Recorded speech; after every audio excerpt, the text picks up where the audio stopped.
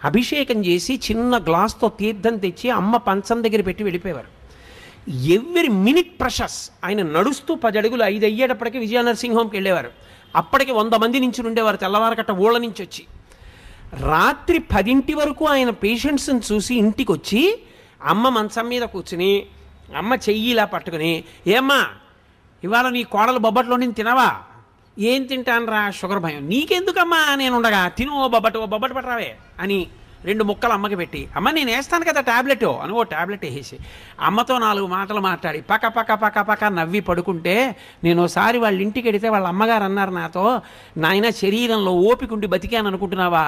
నా కొడుకు రాత్రి ప్రతిరోజు వచ్చి కూర్చుని అమ్మ అంటూ మాట్లాడిన మాటలకు బతుకుతున్నానయా అన్నారు ఆవిడ.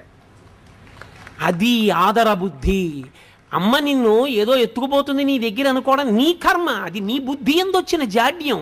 తండ్రి నీ డబ్బేదో పట్టుకుపోతాడు అనుకోవడం నీ జాడ్యం, అది నీకు వచ్చిన తప్పు, నువ్వు దిద్దుకోవాలి. నీకు జ్వరం వస్తే నువ్వు మందేసుకున్నట్టు ఈ శాస్త్ర విషయంలో నీకు అవగాహన దోషం వస్తే నువ్వు నేర్చుకోవాలి. కానీ అది తిన్నగా పిల్లల తప్పని నేను చెప్పను. సవకబారు అన్నీ మనం పిల్లలకి చూపిస్తున్నాం. ఏవి చూపించకూడదో అవన్నీ చూపించి అది బాగుండాలని మీరు కోరుకునే అధికారం మీకు ఎక్కడుంది? మీరు ఏది చూపించకూడదో చూపించకుండా ఉండడం సమాజం యొక్క ప్రధానమైన కర్తవ్యం. అప్పుడు పిల్లలు బాగుండాలని కోరండి. అయినా ఇంకా పిల్లలు బాగుంటున్నారంటే వాళ్ళది గొప్పతనం.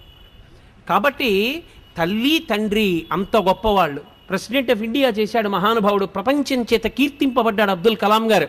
వింగ్స్ ఆఫ్ ఫైర్ రాసుకుని ప్రిఫేస్లో రాసుకున్నాడు, అమ్మ ఒకనాడు నేను రామేశ్వరంలో ఆకలితో ఉండి చదువుకుంటూ నీ దగ్గరికి వచ్చి చపాతీ పెట్టమంటే 2వ ప్రపంచ యుద్ధంలో గోధుమలు దొరకని రోజుల్లో నువ్వు నాకు వేడివేడిగా పొయ్యి మీద వేసి నా కడుపు నిండడానికి నువ్వు తినడం మానేసి నువ్వు పెట్టినటువంటి గోధుమ రొట్టెల వలన కలిగిన రక్తం చేత పొందినటువంటి ప్రేరణతో ఈ దేశ రక్షణ కొరకు ఉపగ్రహములను నిర్మించి భారత రాష్ట్రపతి అనిపించుకున్న ఈ అబ్దుల్ కలాం ఏదో ఒకనాడు ఈ శరీరాన్ని విడిచిపెట్టి నువ్వు ఉన్న చోటికొచ్చి నీ పాదములకు నమస్కరిస్తాడమ్మా, నీ పాదములకు ఈ పుస్తకం అంకితం అని రాసుకున్నారు. అది పరిణతి, అది పూజ్య భావన. అంటే అది ఎక్కడుందో అది చెప్పుకోవాలి. పనికి మాలిన లక్షణం మనకెందుకు? కాబట్టి ఆ విషయంలో నీ బుద్ధి యందు వైక్లభ్యం కలిగితే శాస్త్రం తెలుసుకున్న పెద్దలను అడుగు తప్ప. దోషం తల్లి నిన్నేదో చేసేస్తుంది, తండ్రి నిన్నేదో చేసేస్తాడు, నువ్వు 5 రూపాయలు సంపాదించగానే తల్లిదండ్రుల పట్ల పెడభావన కలుగుతుంది అనుకుంటే అది ఆ వ్యక్తి యందు దోషం ఏర్పడిందని గుర్తు. ఆ దోషము పరిష్కరింపబడాలి. ఆ బుద్ధి అసలు మంచిదే కాదు. తల్లిదండ్రులను మించినటువంటి వ్యక్తులు లేరు. అందుకే శంకర భగవత్పాదులు ఆ మాట అన్నారు, పూజ్యోస్తు గురువు. తండ్రి ఎవరో తెలుసా? తనంత తాను గురువు. గురువు అన్న మాటకు అర్థం ఏంటో తెలుసా? బరువు అని. తండ్రికి 80 ఏళ్ళు వచ్చాయి, కొడుకు సీనియర్ అయ్యేసి అప్పటికి. ఇప్పుడు తండ్రి గొప్ప కొడుకు గొప్ప? తండ్రి శరీరముతో ఉన్నంత కాలము తండ్రి ముందు కొడుకు చిన్నవాడే. గురువు బరువు, ఎదురుకుండా ఉన్నది లఘువు చిన్నది. అప్పుడు కూడా శుభలేఖ తండ్రి గారి పేరు మీదే ఇవ్వాలి నీకు జ్ఞానం ఉంటే. ఐఏఎస్ కదా అని ఆయన పేరు మీద ఇవ్వకూడదు, కొడుకు పేరు మీద. తండ్రిని అంతలా చూడాలి. మహానుభావుడు డిస్ట్రిక్ట్ జడ్జ్ చేశారు కృష్ణయ్య గారు. తండ్రిని ఎలా చూశారండి? నిజంగా ఎంత సంతోషపడిపోయేవాళ్ళం మనం ఆయన్ని చూసి. అటువంటి తండ్రులు అటువంటి కొడుకులు నాకు తెలుసు. కాబట్టి తండ్రి ఆయన పూజనీయుడైన గురువు. ఆయన నీకన్నా ఎప్పుడూ 4 ఆకులు తెలిసున్నవాడే. అందుకే శ్రీరామాయణంలో వాల్మీకి మహర్షి ఒక తీర్పు చెప్పారు. కొడుక్కి భార్యగా ఎవరుండాలో నిర్ణయం చేయగలిగిన అధికారి ఎవడు?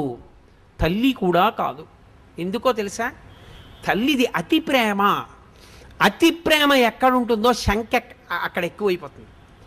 అమ్మ రాశీభూతమైన ప్రేమ అన్నాను కదా. మీరు చూడండి, 8ంటికి ప్రైవేట్ నుంచి రావలసిన పిల్లాడు 8:30కు కూడా రాలేదనుకోండి, అమ్మ అంటుంది, ఏమండి వీడు ఆ సైకిల్ చక్రం బాగు చేయించుకోరా అంటే, బాగు చేయించుకోలేదు, ఏం అవ్వలేదు కదా అంటుంది. ఏం అవ్వలేదు కదా అంటే, వాడు దేన్నో గుద్ది పడిపోలేదు కదా, కాలు ఇరిగిపోలేదు కదా, చెయ్యి ఇరిగిపోలేదు కదా, నోటితో అందం. ప్రేమ ఎక్కడ ఎక్కువో శంక అక్కడ ఎక్కువ. అందుకే అమ్మ కోడల్ని నిర్ణయం చేయడంలో శంక ఎక్కువైపోతుంది. ఈ అమ్మాయి సుఖపెడుతుందా, మా ఇద్దరినీ కలిసి ఉండనిస్తుందా, అయ్యి బాబోయ్ ఏం చిచ్చెట్టేది కదా. ఎప్పుడూ శంక బెంగ ఎక్కువ కాదు. దక్షతతో ఆత్మావై పుత్రనామాసి, తన యొక్క తేజస్సే తన కొడుకు. ఆమె నా కొడుకుని సుఖపెట్టగలదు, కోడలిగా నా వంశోన్నతిని చెయ్యగలదు, మమ్మల్ని సంతోషపెట్టగలదు. ఆ కొడుకు మనోభావాన్ని అర్థం చేసుకుని కోడల్ని తేగలిగిన వాడు తండ్రి ఒక్కడే. అందుకే శ్రీరామాయణంలో చాలామంది అనుకుంటారు ఏదో శివధనుర్భంగం అయింది, రామచంద్రమూర్తి సీతమ్మని స్వీకరించాడు అనుకుంటారు. తప్పు. అయోధ్యకాండలో అనసూయమ్మతో చెప్పింది సీతమ్మ తల్లి, మా ఆయన నన్ను అలా పెళ్లి చేసుకోలేదమ్మా, శివధనుర్భంగం చేస్తే మా తండ్రి గారు జనక చక్రవర్తి గబగబా పూర్ణ కలశం పట్టుకుని వచ్చారు, పట్టుకొని వస్తే ఆయన ఏం స్వీకరించలేదు నన్ను. ఆయన అన్నాడు, అయోధ్యాయాః పితుశ్చందః అవిజ్ఞాయ పితుశ్చందః అయోధ్యాధిపతే ప్రభోః. నాకు ఎవరిల్లాలుగా ఉండాలో నిర్ణయించవలసిన వాడు నా తండ్రి, నన్ను చదివించినవాడు, వశిష్ఠుడి దగ్గర బుద్ధి నేర్పినవాడు, విశ్వామిత్రుడితో పంపినవాడు, నిరంతరం నా కొరకు పూజ చేసేవాడు, నా గురుకు ప్రార్థన చేసేవాడు అయిన నా తండ్రికి నా పక్కన ఎవరు భార్యగా ఉంటే సుఖపడతానో తెలియదా? ఆయన నిర్ణయిస్తే నాకు భార్య. శివధనస్సెందుకు భంగం చేశానంటావేమో, క్షత్రియుణ్ణి ఎక్కుపెట్టే. మా నాన్నగారిని పిలిచి మాట్లాడు, మా నాన్నగారు చేసుకోమంటే చేసుకుంటా, లేకపోతే నేను ఈమెను స్వీకరించానన్నాడు. ఆవిడ చెప్పింది అనసూయమ్మతో, అయోధ్యాయాః పితుశ్చందః, మా తండ్రి ఉన్నాడు, ఆయన ఒప్పుకోవాలి, ఒప్పుకుంటే చేసుకుంటా, లేకపోతే చేసుకోనన్నాడమ్మా మా ఆయన. అందరూ సీతాకళ్యాణం అంటే వెంటనే అయిపోయింది అనుకుంటారు. అప్పుడు మా నాన్న దశరథ మహారాజు గారికి కబురు చేశారు. దశరథ మహారాజు గారు పిల్లని చూసి చాలా బాగుంది అనలేదు, పిల్లని చూసి చాలా బాగుందని మామగారు అనకూడదు. ఆయన ఎవరు? పిల్ల అంత చందాల ఆయనకి ఎందుకు? పిల్ల యోగ్యత అంతే ఆయనకి కావలసింది. పిల్ల అందంగా ఉందనవలసిన వాడెవరు? కొడుకు. నువ్వు కోడల్ని కూతురులా చూడవలసిన వాడివి, పిల్ల బాగుందో బాగోలేదో నీకెందుకు? పిల్ల సంస్కారం మంచిదిరా, కుటుంబం మంచిదిరా, పిల్ల మనస్సు మంచిదిరా, అది నువ్వు పెద్దవాడిగా లెక్క కట్టవలసింది. ఇక పిల్లల్ని నువ్వు ఇష్టపడతావా, చేసుకో. ఒరే ఇన్ని ఉన్నాయి కానీ ప్రధానమైన ప్రతిబంధకం ఒకటి ఉంది, దానివల్ల నువ్వు ఆమెతో కలిసి సంసారం చేస్తే సుఖపడవు, అందుకని వద్దులే. మనోకోణంలో తీర్పు చెప్తాడు తప్ప శరీరగతమైన అందం మామగారికి ఎందుకు? దోషభూయిష్టం. అసలు మామగారు పెళ్లి చూపులకు వెళ్ళి ఆ పిల్ల బాగుంది, ఆ పిల్ల అంగుళం పొడుగ్గా ఉంది, ఆ పిల్ల తెల్లగా ఉంది, నీకెందుకు అవన్నీ? నీ కోడలా ఎవరనుకుంటున్నావు? మహాపాతకం మూట కట్టుకోకల్లా నీకెందుకు ఆమె అందచందాలు? నీ కొడుకుని అడుగు, ఎవరా నీకు నచ్చిందా? ఆ నాన్నగారండి నాకు చాలా నచ్చిందండి, శాబాష్ పూర్ణం చేసుకో. నువ్వు సంస్కారం చూడు, అందచందాలు నీ కొడుకు చూడాలి. నువ్వు చూడకూడదు, నువ్వు చేసిన కొడుకు దగ్గరికి వెళ్ళి అమ్మాయి చాలా బాగుందిరా అంటావా? గడ్డి తినడానికి నీ వయసు దేనికది? అందుకోసం కాదు మామగారు, ఎవడు ఎలా ఉండాలో నేర్పింది శాస్త్రం. కాబట్టి మా ఆయన ఒప్పుకోలేదు. అప్పుడు రాముడు దశరథుడిని పిలిస్తే దశరథుడు ఏం చేశాడు? సీతమ్మని చూస్తానని సీతమ్మని చూసి బాగుందని లేదు, నేను చెప్తే నా గురించి గొప్ప అనుకుంటారు, ఇదిగో మా కులగురువుని తీసుకొచ్చా వశిష్ఠుడిని, వినండి మా వంశం గురించి అన్నాడు. వశిష్ఠుడు చెప్పాడు, ఉన్నవి లేనివి దోషాలు గుణాలు అన్నీ చెప్పాడు. అన్నీ మంచివే చెప్పలేదు. వీళ్ళ వంశంలో ఒక ఆయనకి కోపం ఎక్కువ, గురువునే శపించబోయాడు. అప్పుడు ఆ నీళ్లు ఆయన పాదాల మీద పడితే ఆయన కాళ్లే కాలిపోయి కల్మషపాదుడయ్యాడని చెప్పి అది కూడా చెప్పాడు. ఏం దాపరికం పెట్టుకోవాలా? జనకుడు తన వంశం తను చెప్పలా, పిలిచాడు పురోహితుడిని, నువ్వు చెప్పవయా మా వంశం అన్నాడు. ఇప్పుడు ఆయన చెప్పాడు. ఇప్పుడు విశ్వామిత్రుడు వశిష్ఠుడు శతానందుడు నిర్ణయం చేశారు, ఈ రెండు వంశాలు ఒకరితో ఒకరు వియ్యవందొచ్చని. పెద్దలు నిర్ణయించినారు గాన శుభలేఖ మీద వేసి నువ్వు ప్రేమించడం కాదు, పెద్దలు నిర్ణయించాలి. అందుకని ఇప్పుడు దశరథుడు ఒప్పుకున్నాడు, మా ఆయన నన్ను స్వీకరించాడమ్మా అంది సీతమ్మ. రామాయణం జాతికి నడవడిక నేర్పినటువంటి కావ్యం. కాబట్టి తండ్రి ఆయన దృష్టికోణము ఎప్పుడూ ఒక్కటే, నువ్వు సంతోషం, నువ్వు సంతోషం, నువ్వు సుఖంగా ఉండడం, నువ్వు సంతోషం, అదొక్కటే ఆయనకు కావాలి. నువ్వు దుఃఖపడ్డం ఆయన ఒప్పుకోడు. అటువంటప్పుడు నీ దగ్గర డబ్బు తీసేసుకుంటాడు, నిన్నేదో చేసేస్తాడు. ఆయన జీతం గురించి, నీ జీతం గురించి ఆయనకి తెలిస్తే నువ్వేదో బెంగపెట్టేసుకోవాలని నువ్వెందుకు అనుకుంటావు? అనుకోవద్దు. తండ్రి అయిన ఉత్తర క్షణంలో ఆ పురుషుని యందు ఆ లక్షణం ఏర్పడిపోతుంది. కొడుకుని సుఖపెట్టాలి వచ్చేస్తుందంటే ఆ లక్షణం. కాబట్టి ఇది తల్లిదండ్రుల యొక్క లక్షణం. అందుకే జన్మతః గురువెవరు అంటే తండ్రే. అక్షరాభ్యాసం అందుకే తండ్రితో చేయిస్తారు.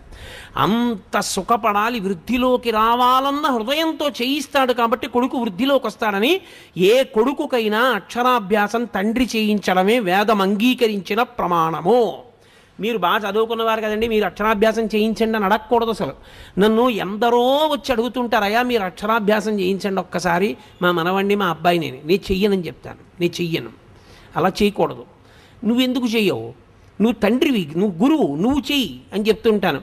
ఎక్కడో కొన్ని కారణముల చేత కొన్ని ప్రత్యేక పరిస్థితులలో అది ధర్మం అంగీకరించింది, అక్కడ నేను చెయ్యవలసిందే అన్న వాటిని మాత్రం సంవత్సరానికి ఒక్కసారి విజయదశమి నాడు పరదేవత దగ్గర కూర్చుని 2, 3 అక్షరాభ్యాసాలే చేయిస్తాను. తప్పించి ఎప్పుడు ఎవరికి అక్షరాభ్యాసం చేయించింది. ఎందుకంటే వేదం అలా అంగీకరించింది. తండ్రి చేయిస్తే వాడు వృద్ధిలోకి వస్తాడు. నీకు మంత్రం ఎవరు ఉపదేశం చేశారు ఉపనయనంలో? తండ్రే. ఎందుకు చేయించారు? ఇంకోళ్ళకి తెలియదా గాయత్రి మంత్రం? తండ్రి ఎందుకు చేయాలి? గురుత్వం తండ్రిది. ఆయన పూజనీయుడు. ఆయన కన్న పూజనీయుడు లోకమునందు వేరొకడు లేడు. పూజ అన్న మాటకు అర్థం ఏంటో తెలుసా? ఎవరిని నువ్వు గౌరవిస్తే నీకు గౌరవం వస్తుందో దానికి పూజ అని పేరు. నేను భగవంతుడి పట్ల కృతజ్ఞుడనై పూజ చేస్తే లోకం నన్ను పూజిస్తుంది. అయా ఈయన కృతజ్ఞత ఉన్నవాడండి అని. తండ్రికి నువ్వు నమస్కారం చేస్తే లోకమంతా నీకు నమస్కారం చేస్తుంది. కృతజ్ఞత కలిగియుండుట, పూజనీయత పొందియుండుట, పూజించుట. తనంత తాను సహజ సిద్ధముగా పూజనీయుడు ఈ లోకమునందెవరు? తండ్రియే. ఆయన ఏం చదువుకున్నాడు, ఎంత చదువుకున్నాడు, ఎంత డబ్బుంది, ఏం చేశాడు అనవసరం. నీకు తండ్రి పూజనీయుడు, అంతే శాస్త్రం. ఇప్పుడు మిగిలిన వాళ్ళు తండ్రి లేకపోతే అన్నగారిది. కానీ అన్నగారి ఎంత దోషం ఉన్న వాళ్ళు ఉంటారు లోకంలో. త్యాగరాజస్వామి వారి పెద్దన్నగారు లేడు చెప్పేశాడు.